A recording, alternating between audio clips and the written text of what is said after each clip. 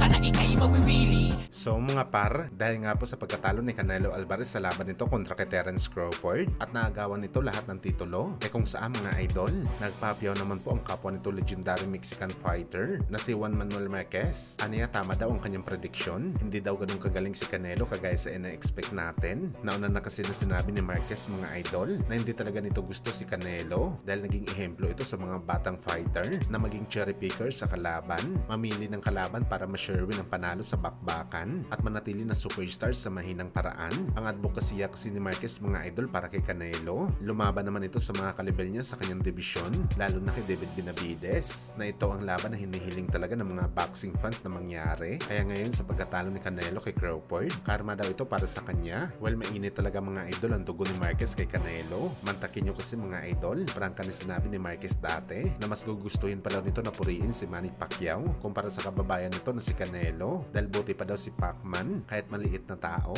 ni kailan daw hindi umatras sa hamon ng laban. Bumilib daw si Marquez kay Pacman matapos ang controversial na panalo ng Pinoy sa pangatlong laban nila, na kung tutuusin mga idol, hindi na kailangan ni Pacman na labanan pa si Marquez sa pang-apat, pero nagdesisyon pa rin ng Pinoy na pumalag kay Marquez para hindi lang ito maging mukhang kahiya-hiya sa mata ng mga boxing fans. Dito masasabi ni Marquez na tunay talaga na mandirigma si Pacquiao.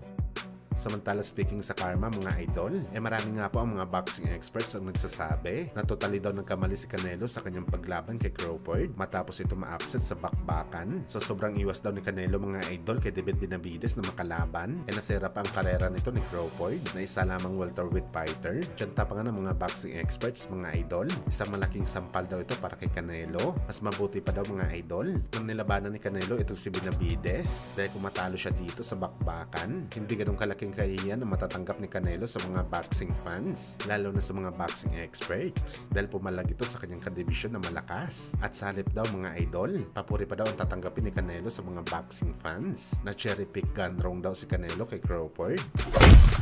Sa kabilang banda naman mga idol, matapos nga po natin sinabi na sa lahat na siguro ng laban ni Naoya Inoue, ang bakbakan nito kay Morojun Akhmadalib ang pinaka-boring na laban niya dahil walang masyadong ganap sa bakbakan, ni wala nga bagsakan na nangyari mga idol na palagi natin nakikita sa mga laban ni Monster, dahil naging naingat ito sa laban niya kay MJ. At ngayon po mga idol, marami naman po ang mga Pinoy boxing fans ang nagsasabi na bukod sa boring daw ang bakbakan ni Inoue, ito din daw mga idol ang laban ni Inoue na hindi pumutok o hindi masyado pinansin sa boxing world dahil sa naging laban ni Canelo at Crawford. Hindi man lang pinag-uusapan sa Amerika ang laban ni Inoue. Walang masyadong nagbabalita sa laban ng Japanese Monster. Sa Asia lang talaga pumutok ang laban nito. Ganun ito hindi pinansin ng mga boxing fans.